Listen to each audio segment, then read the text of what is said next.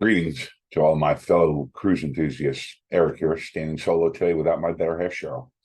But I'm ready to steer you through today's wave of cruise updates. Buckle up as we navigate through age restrictions in sun-soaked solariums, Spain's grab into your pockets, world cruise marathons, and why your next trip to the Virgin Islands might just cost you a tad bit more. Curious? Of course you are. Let's dive right in.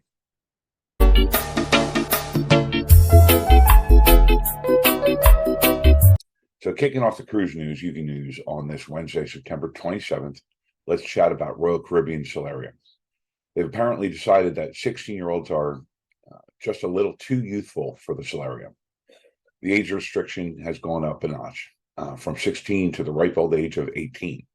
But wait, fret not, youngsters. You can still strut through the solarium flaunting your youthful glow as you head to and from the bistro. Just don't think about settling down there for a minute. Why the change? Well, it's overwhelming guest feedback is what they're saying. Sure, nothing like a bit of peace, quiet, and no risk of pool splashing. Next up, we got a fancy little Spanish flavor on your NCL cruise. Starting on October 22nd of this year, there's a new spice added to your bill. Every ship dancing in Spanish waters or flirting with Spanish ports will now find themselves wooed by Spain's new VAT, or value-added tax. Expect a 21% added charm for the onboard shopping experience and a 10% added zest for all things drinkable and edible. That's right, your sangria and paella might just bite back. And for those of you that are smart enough to pre-purchase the drink package, you can look forward to a nice little regalio or gift added to your bill at the end of the cruise. Other cruise lines have not weighed in yet on how they're going to handle this present, but I suspect they're going to follow NCL's lead and add that little extra to your bill. Third story of the day, for those of you that with a lot of vacation days piled up or perhaps, all right, got to pause for the cause. When I bumble over my words, it means I need more coffee. As I was saying, if you got a lot of vacation time, if you're retired or just, feel like taking, 5.5 months off, cruise line Azamara has cooked up something pretty mammoth for you.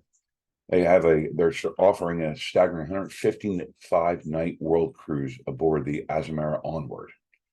Ship departs Miami on January 6th of 2026. This beach will hop across 77 ports in 36 different countries.